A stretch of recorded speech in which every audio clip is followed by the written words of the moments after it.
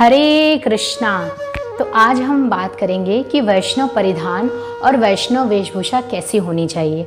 अगर हम खुद को भक्त कहते हैं और हम अगर कृष्ण भावना भावित हैं तो हमें वैष्णव वेशभूषा धारण करनी चाहिए।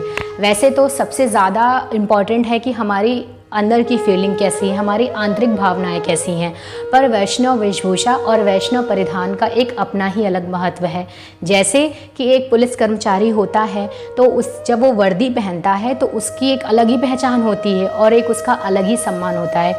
उसी तरह से वैष्णव वेशभूषा का एक अपना ही महत्व है। जब एक भक्त वैष्णव वेशभूषा धारण करता है तो यह संसार को दर्शाता है कि वह कृष्ण भावना भावित है, वो कृष्ण का भक्त है।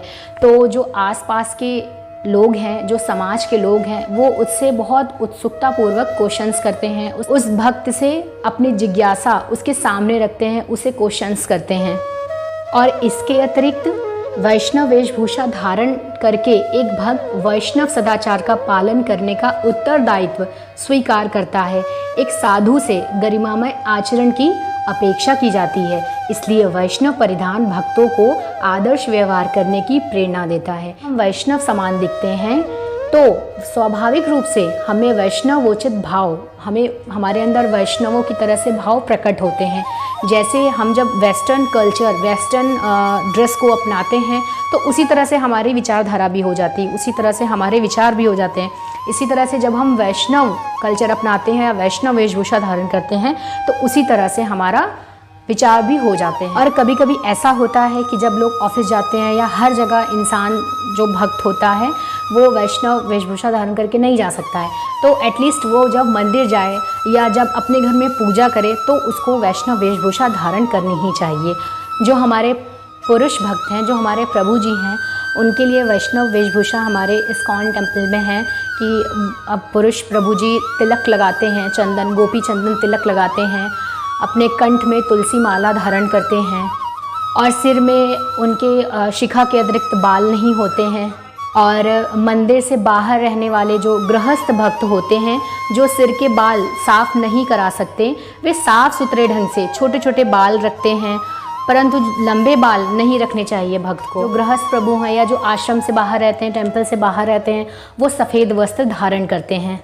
ब्रह्मचारी जो सन्यासी भक्त होते हैं उन्हें भगवा रंग पहनना चाहिए। इसी तरह से माता जी लोगों के लिए भी वैष्णव वेशभूषा है। जब हम टेंपल आते हैं या जब टेंपल में कोई प्रोग्राम होता है तो माता जी लोगों को या तो गोपी ड्रेस पहननी चाहिए या इंडियन साड़ी या भारतीय साड़ी पहननी चाहिए।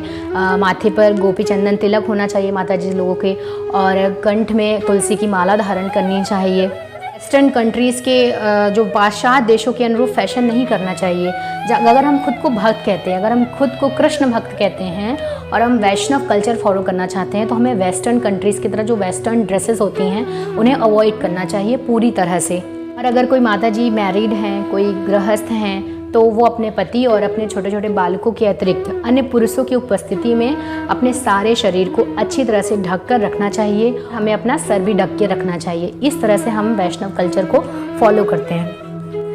जब हम किसी से प्रेम करते हैं तो उसके लिए हम सब कुछ करने के लिए तैयार हो जाते हैं। उसकी नापसंद पसंद का हम हमेशा ध्यान रखते हैं। इसी तरह से जो भक्त होते हैं वो अपने कृष्ण से, अपने प्रभु से बहुत ज़्यादा प्रेम करते हैं, तो उनके लिए हर एक चीज़ करते हैं। एक कृष्ण भावना भावित व्यक्ति है जो कृष्ण को मानता है, जो कृष्ण से प्रेम करता है, और जो कृष्ण भावना भावित व्यक्ति नहीं है, जो कृष्ण भक्ति में नहीं लगा हुआ, जो कृष्ण को नहीं मानता है, उसमें सिर्फ एक ही फ़र्क है।